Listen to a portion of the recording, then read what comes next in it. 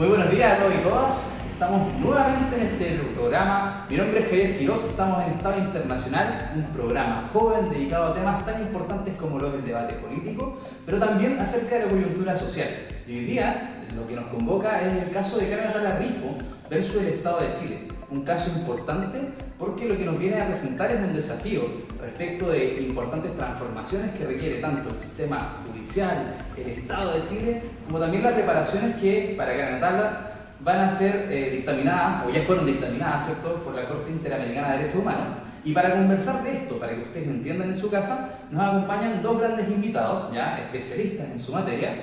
Por una parte nos acompaña Bernardo Martínez, que es historiador de Derecho Internacional. Buenos días, Bernardo. Hola, muy buenos días, un gusto estar aquí en el programa. Y por otra parte, nos acompaña un profesional de la Corte Interamericana de Derechos Humanos, especialista en la materia, que es Abner Campos. Bienvenido, Abner. Gracias, Javier. Y un saludo a todos quienes nos están mirando en su casa. Así que esperamos que este sea un programa que para todos ustedes tenga información importante y ustedes conozcan acerca de este importante caso para nuestro país. Bueno, para mis compatriotas que desconocen esto de nuestra participación a nivel internacional como Estado, comentarles que luego de las atrocidades de la Segunda Guerra Mundial, Chile fue uno de los 51 estados que fundaron la Organización de las Naciones Unidas, la ONU, un sistema universal de cooperación internacional y promoción de los derechos humanos que luego se complementó con sistemas regionales. Es así que Chile también fue uno de los 21 países que se juntaron en Bogotá en 1948 para fundar la Organización de Estados Americanos con la firma de la Carta de la OEA, un tratado internacional que buscaba promover la cooperación y la paz entre los países del continente americano. Ahora, en el ámbito de los derechos humanos, la OEA adoptó la Declaración Americana de los Derechos y Deberes del Hombre en 1948, lo que sentó las bases para proteger los derechos fundamentales, y luego se logra la Convención Americana sobre los Derechos Humanos de 1969, más conocida como Pacto de San José de Costa Rica. Esta última es muy importante porque contempla derechos civiles, políticos y algunos derechos económicos y sociales, y además crea aquí la Comisión Interamericana de Derechos Humanos y la Corte Interamericana de los Derechos Humanos. ¿Y cuál es la gracia de todo esto?, se preguntarán. Bueno, que los países que voluntariamente participan de este sistema regional, como es nuestro caso, se someten a la Corte Interamericana de Derechos Humanos, lo cual es reconocido en nuestra Constitución, y llega a tal punto la fuerza de este vínculo que la Corte es capaz de mandatar al Estado de Chile a cambiar la Constitución con tal de resguardar lo pactado en la Convención y tomar, junto con otras, distintas medidas de reparación. ¿No es así, Abner?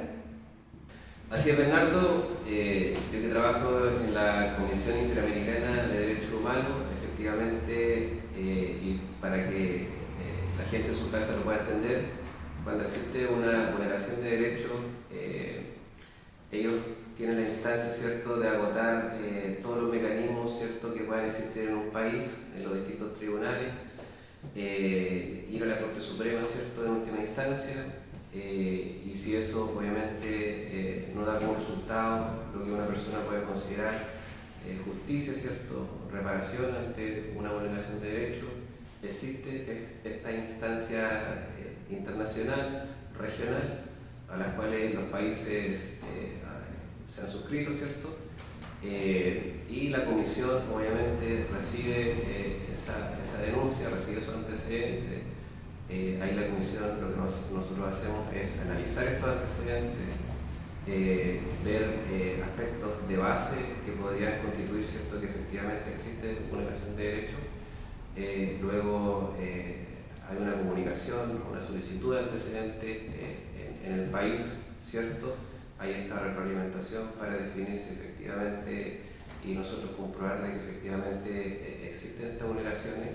Existen también recomendaciones que nosotros podemos hacer y eso es lo que generalmente hacemos, y esperamos que dentro de esas recomendaciones puedan existir reparaciones y se puedan generar cierta justicia para aquellas personas.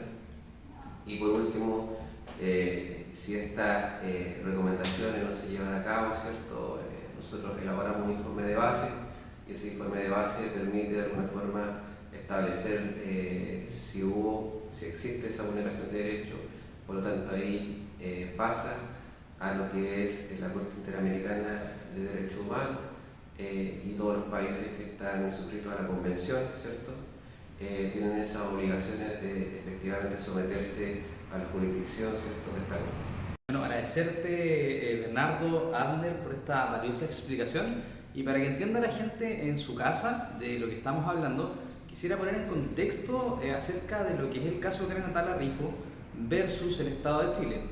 Este caso comienza cuando Ricardo López, el marido de Karen Atala hasta ese entonces, demandó a su ex señora, ¿cierto?, el año 2003, buscando la tuición de sus hijas.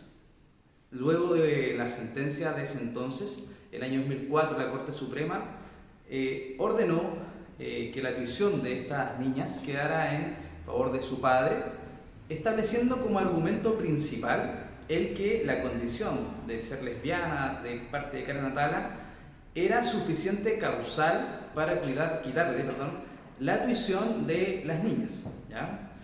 Por supuesto, esto generó una serie de consecuencias, hubo una serie de protestas fuera de las embajadas o de consulados acá en diversos lugares del país, y lo que se buscó por parte de Karen Atala fue llevar este caso a la Corte Interamericana de Derechos Humanos, ¿ya?, para obtener una resolución que pudiese dar un giro a esta situación, particularmente del cuidado de sus hijas, ¿ya? Y por supuesto también Karen buscando abogar por los derechos de las personas de la comunidad gay, ¿ya?, dentro de las cuales estaba su expareja o la pareja de ese entonces, Emma de Ramón. Luego ya, como bien mencionábamos al principio, este año, hace poquito, tuvimos la resolución de la Corte Interamericana de Derechos Humanos y que da cuenta de una vulneración grave por parte del Estado de Chile del derecho a la igualdad y a la no discriminación, ¿ya? ¿Y en qué se tradujo esto? Básicamente en una serie de elementos que el Estado de Chile debe adoptar, entre ellos que los funcionarios públicos, ¿ya?, entre ellos los jueces, ¿cierto?, que toman este tipo de determinaciones tengan que tener en rigor este tipo de temas. No puede ser una condicionante para que una persona tenga bajo su cuidado a un niño o niña. Y por otra parte, una serie de reparaciones a Karen Atala, que fue víctima de esta sentencia por parte de la Corte Suprema de Chile. Así que estamos frente a Abner, Bernardo, un cambio importante y trascendental en cómo estamos viendo el tema de la justicia, ¿cierto? Y por otra parte, un cambio necesario dentro de nuestro país.